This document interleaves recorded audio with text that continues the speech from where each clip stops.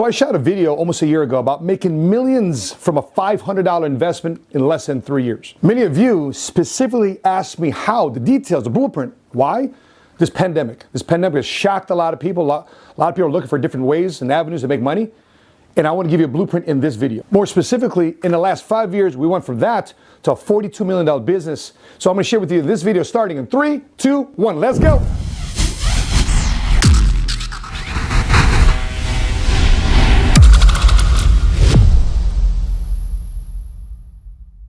What's cracking, everybody? Money Smart Guy Matt Sapaula here, hailing to you from Oak Brook Terrace, Illinois, a direct west suburb of downtown Chicago. And I want to say thank you as we've crossed over 25,000 subs, and our next journey is hitting 50,000 subs. So make sure, please hit subscribe and hit notification. We upload next time we upload our next episode. So therefore you can start thinking like a millionaire, strategizing like a millionaire. So therefore you can become a first generation cash flow millionaire. By the way, we officially launched our merchandise site, so please go to sevenfiguresquad.com to pick up your gear. Okay, let's get into it. Let me cut to the chase. I am in the life insurance business. I started selling life insurance and annuities for a period of 12 years when I left the United States Marine Corps. Now, if you don't like the nobility of helping people, if you don't like having a business that has a meaningful impact to the people in your community, and your commissions and income come second, then this video is not for you. I didn't want you to waste your time, but thanks so much for stopping by.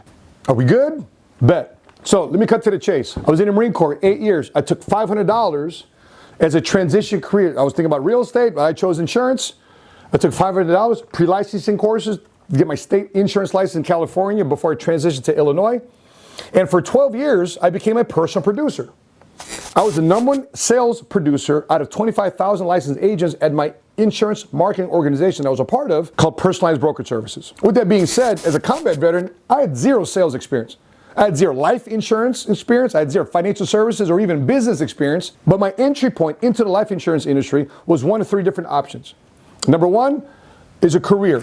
I either work for somebody, I sit down for an interview, hopefully they consider me, they hire me, and I have salary, I have benefits, 401k, pension perhaps. I have a W-2, I have a boss, and possibly, most likely, I have a quota. If I don't meet that quota, I meet it back to back, 3 months, 4 months, whatever, I get fired. My book of business is gone, which could have been a lot of my friends, my family, my network that I earned with my blood, sweat, and tears, shaking hands. But if I didn't do my job as a career agent, I'm gone. The second way you can get involved in the life insurance industry is as an independent contractor. You get in there, you get past the exam, you hang your license with an independent marketing organization, just like I did, and they have you at a higher commission contract level, much higher than a career agent, because they don't provide you salary, they don't provide you benefits, they don't provide you leads, they won't provide you 401k, and you're on your own. Now, they're not going to help you either. They're not going to help you with management. They're going to help you with coaching and consulting. No. You got to buy those people because you are a independent contractor. You don't work for them. You work for yourself. You have a practice. You may not have a business, but you have a practice. And the third way to get involved in life insurance business is I discovered it was either a hybrid model where they provide a platform, they provide some form of corporate structure and organization, and most importantly, they provide you mentorship. But a little bit about that later on here in a second. And I realized going through my career that I needed a lot of help. As I mentioned earlier, I needed a coach, I needed consultants, I needed people to help me manage myself. And so I spent about $50,000 in coaches and consultants through self-learning and self-education. So Matt, you just talked about $500. I know, but over that period of 12 years, I was making money. I'll get into those numbers here in a second. I was earning money, making money, earning money, making money. So it initially started off with $500, but since I made money, I reinvested back into myself. I reinvested back to myself in terms of courses.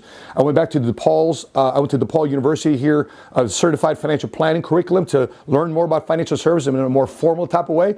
Never took the final exam, but I learned it from a very formal way. Never got my CFP, but I got the education down at DePaul University. And I realized that there's 3 major skills that I needed at the end of the day.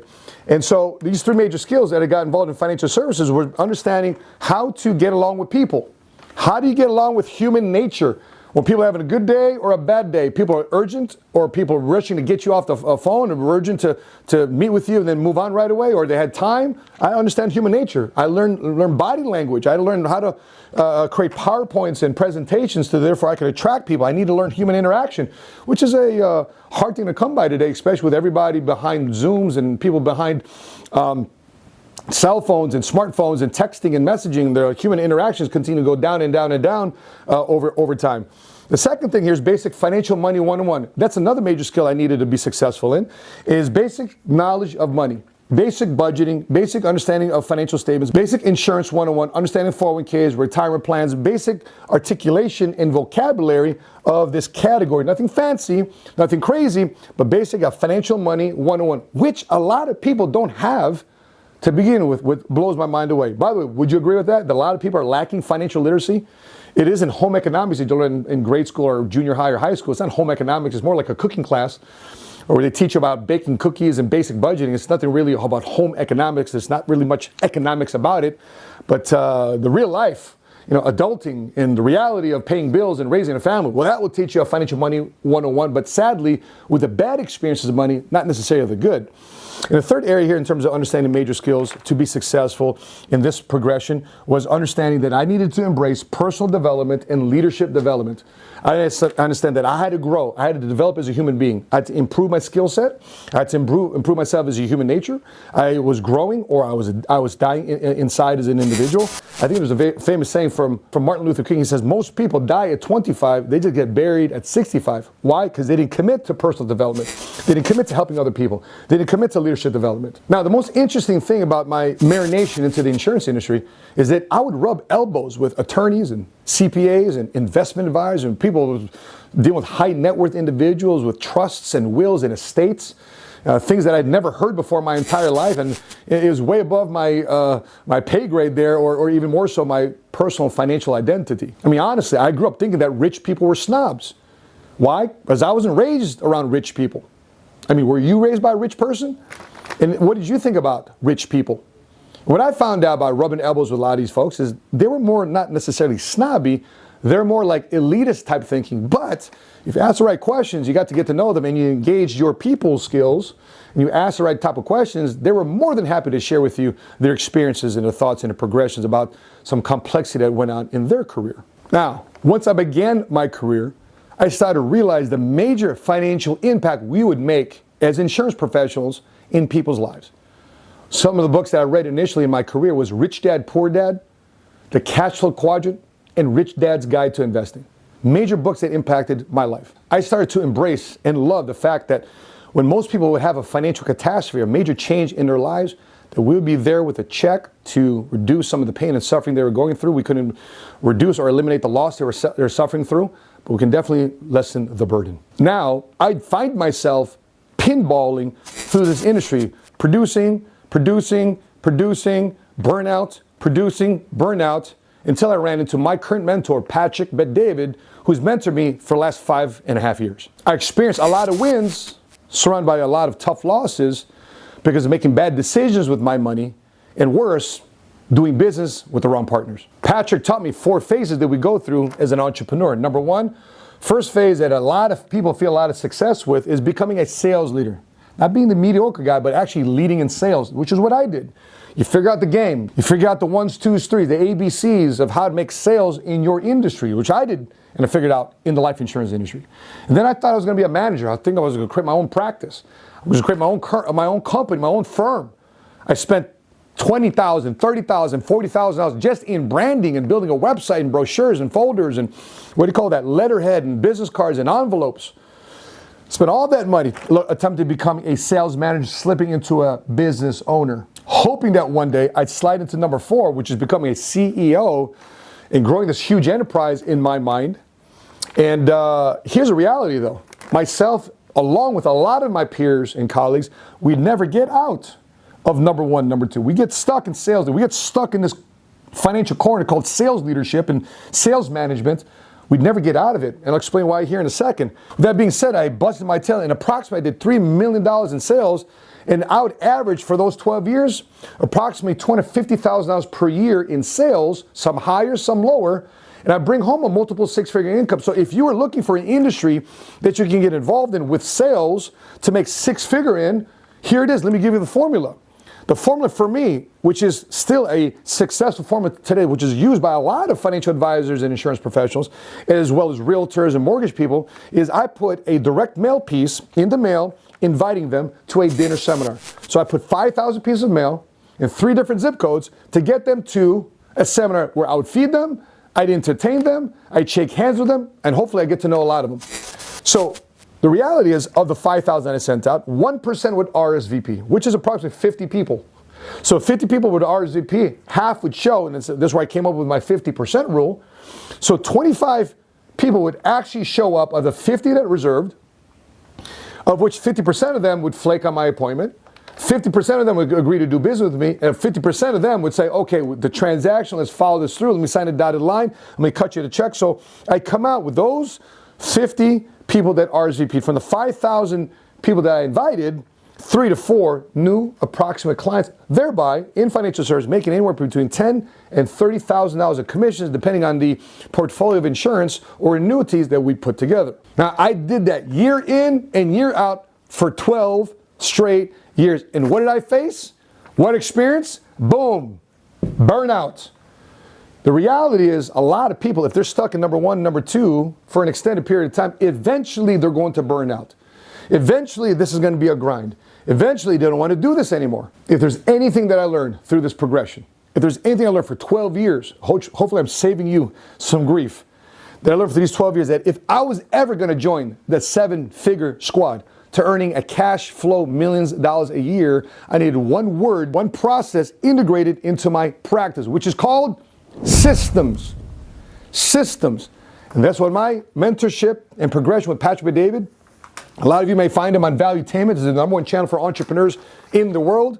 And I realized I needed systems. So let me explain how we converted our system. So I explained earlier about a hybrid model.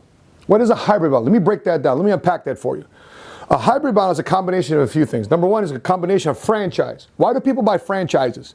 There's a proven system. There's a proof of concept.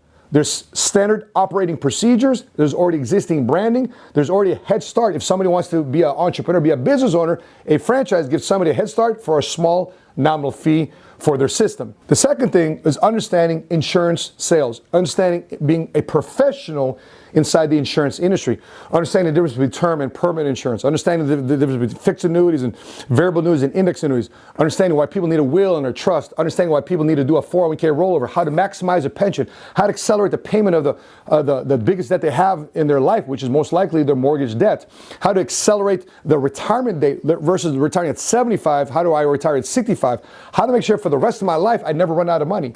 These are all the aspects of being an insurance professional, teaching people the rules of the money game and winning the rules of the money game. And the third element in this platform is understanding the best of network marketing. Yes, network marketing. Now, I've run across a lot of network marketing. Matter of fact, when I was in the Marine Corps, I was presented an opportunity to get involved in this thing called Excel telecommunications, where I would sell long distance services to my fellow Marines. And when we get deployed, we sit in long lines for the phones. We dial the 800 number, so therefore we can call home for our loved ones back in the United States of America. And we spend 15 minutes on the phone, and that telephone bill, all that service member is paying the bill, just like they do with MCI or Sprint or AT&T or at that time Pac Bell. It would go to us in terms of a business opportunity. So that was my first entrance into understanding network marketing. I also ran across network marketing when I had family members in the basement that had laundry detergent and cleaning products in the basement. They were selling things called Amway. But here's the downside to network marketing. A lot of people in the network marketing industry, number 1, they don't treat it like a profession. They don't treat it like a business. Why? Because it's such a low barrier to entry. Furthermore, a lot of people in the network marketing industry, sadly, and by the way, this is not a shot to not pursue your network marketing dreams, but a lot of people in the network marketing industry simply just don't make a full-time income considering the amount of hours and years they put into the business. And so when I combined the best of a franchise, becoming an insurance professional, becoming a network marketer, and finding out the pros and the cons, and eliminating the cons and keeping the pros, guess what we discovered? A hybrid model to be a successful entrepreneur in the insurance industry and start to drive systems and definitely start to scale. Because with this business alone, even without a system, even without a network marketing type of approach to it, or a compensation system, based on personal production alone, I was able to still be successful selling life insurance, dropping 5,000 pieces in the mail, and still making $150,000 to $250,000 of income per year after expenses and marketing expenses. So this industry about being involved in the life insurance industry was already successful in itself, just in a personal production model. However, back to burnout. I didn't want to burn out. I want to be able to create an income, a lifestyle. So therefore, I'm earning income without always having to be involved and pushing the buttons. So therefore, we transition with this model into an agency building system. I repeat, an agency building system. It's similar to how people build property. They buy real estate, they fix up the property, they rent it out, and a piece of property starts kicking out passive income. But what's the downside to real estate investing? A large amount of down payments, a lot of management that you have to upkeep, and a lot of overhead. Whereas compared to building an agency, you have a buy-in into leadership development, mentorship, and a volume of sales. And where does your money come from? From the volume of life insurance policies and annuities that are sold. That you're not depending upon your own personal pen or an individual's sales volume, sales production, for you to be successful as an entrepreneur inside the insurance industry. I'll give a breakdown here in a second about how our income and cash flow looks like. So as an example, when we started here in Chicago, we expanded with our 4 or 5 offices using this model of building agencies. We had 4 or 5 agencies here in the local market. Then we expanded to Northern California and Southern California, Las Vegas, Tennessee, Atlanta, Arkansas, Texas, Mississippi, Florida, the DMV area, North Carolina, Ohio, and on and on and on, without any restrictions on regions or territories that a career agent or typical traditional insurance company would impose. The unique side about our business is that we don't have to manufacture anything. We didn't have to carry any inventory. There's no cost for us to manufacture a product, nor was it cost for us to store a product. Why? It's insurance policies. It's annuities. It's people's retirement savings.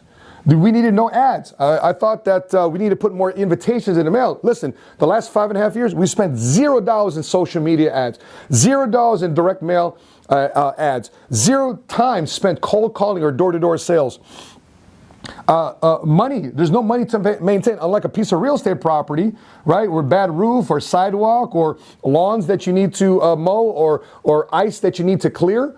There's no money to maintain this type of business. Now, granted, you might have staff, you might have assistants, you might have an office like we do, and furthermore, you don't need any money to scale. So all this expansion can be done without what? Spending a dime of money for expansion into other offices, because we have a standard operating procedure to build an agency. In other words, anybody can come from any background, experience, education, just like myself, and implement our agency building systems and processes and blueprints and build an agency in their local market and dominate that local market if that's what they see fit. And the best part, based on this model, unlike most sales models, sales management type models, where the sad part about it is you end up losing your best people. Based on a system and a protocol and a process we created here, we retain our best people. Does that mean like people don't leave us? Of course they do. But our best people has a financial vested interest to stay. We figured all that through this hybrid type of model. So let's take a look at what my first 12 years in business was. My first 12 years of business, being a sales leader, being a sales manager, brought me $3 million in sales over a 12-year period. I spent a lot of money in marketing. I spent a lot of money in staff and a lot of mistakes, grossing $3 million in sales over those 12 years. Granted, I was able to make a multi-6-figure income as a single dad, living in a good school area with good schools, living in decent areas where I don't have to worry about too much crime. Boom. But that was 12 years. But as soon as I learned scale, as soon as I learned systems, as soon as I started running my business like a business, in the last 5.5 years, we've done $42 million in sales, all without advertising online. And guess what? We've made more money this year than last year. Let me unpack that for you. Let me break this down real quick. On average, the last 5 years, we've done $7.6 million in sales. $7.6 million of volume that we've written as an organization with my company all across the country. 2019, we did $11.67 million in sales. $11.6 million in sales. And this year, the pandemic year, the crazy year, 2020, year to date, the year's not even done with, obviously.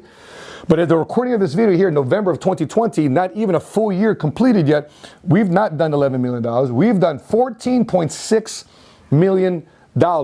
Let me back up here real quick. Remember I was sharing with you early on that on average I do about $250,000 a year on average with me, myself, and I, with 5,000 pieces of mail, with advertising and direct mail pieces. Let's go over here real quick.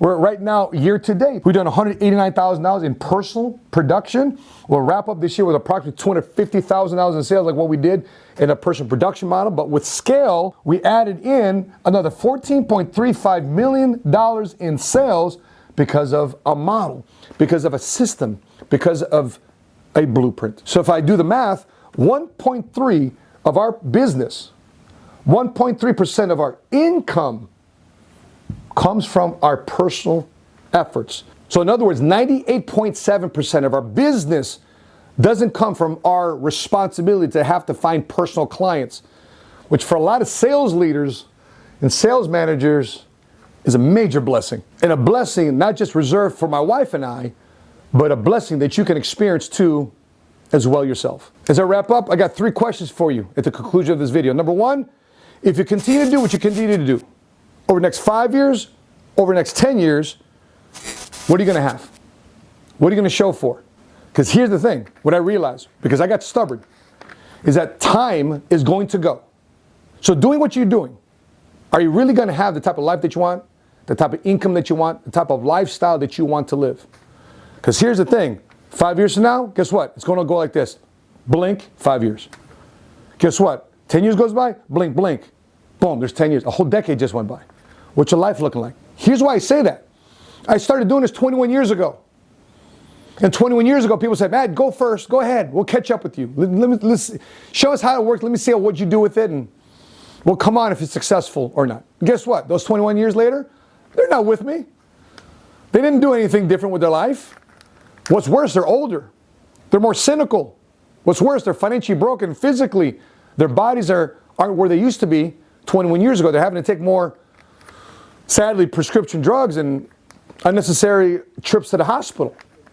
And sadly, without the financial means to go through that and maintain the type of quality of life that they want. But that's a choice. And it's also a choice that you can make too as well. Number 2, what are you afraid of? People have been telling you entrepreneurship this and capitalism this and free enterprise this. The best thing that could have happened to myself, the best thing that happened to my wife and I, is entrepreneurship. It provided us economic mobility. When I see reports about the wealth gap in America, and they don't have any immediate solutions how to fix the wealth gap in America, and I'm looking at this like, I got a solution. Like an easy solution. Entrepreneurship. But by the way, it may not be with me. I'm not saying that I'm the right fit for you or the insurance industry is the right fit for you, but look at capitalism and just making sure that you find a model that you don't have to spend a lot of money on. And worse, a lot of time to make a lot of mistakes. Hopefully you find a system where somebody can accelerate your path quickly without having to make a lot of mistakes. 3rd question, what type of life do you ultimately want to live? What type of business do you actually want to own? What life did you sign up for? And so, before I let you go, I'll recommend a couple of videos here. Number 1, watch this video here. If you want to know more details, 4 steps on how to create wealth, pandemic edition. Okay? 4 steps to create wealth, pandemic edition. You'd be shocked to see that a lot of our guys and gals that are implementing this type of model on our platform are actually making more money this year than they did last year because a lot of them have been restricted to the Zoom culture, virtual world culture, from the safety and convenience of their home or office. So check out this video, 4 steps how to create wealth, pandemic edition. The second one, check out this other video. It got a lot of juice. We didn't pay any money for advertising, but how millionaires build wealth using life insurance. It's an unspoken financial tool that a lot of people aren't talking about. I don't know why. Everybody's talking about Bitcoin and Forex and real estate and all these other things, but not talking about life insurance, a financial tool that's been around for 2,000 some years. It's been around since really the beginning roots of our country. I mean, think about it. Some of the biggest buildings in America and some of the biggest cities in America are owned by who? The life insurance industry.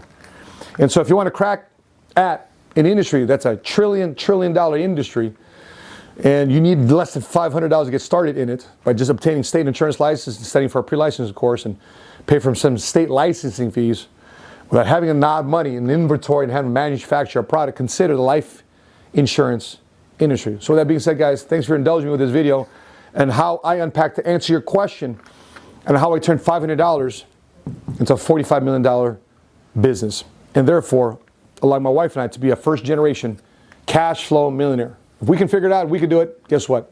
So can you. That being said, guys, I appreciate your time and attention. Drop your thoughts in the comment section below. I know what your feedback is. Thoughts good? Thoughts bad? Whatever you got. Throw them in the comment section below. I'd love to know what you guys are thinking. That being said, guys, stay healthy, stay safe. Until we meet again, continue to live smart, continue to love smart, and be money smart today.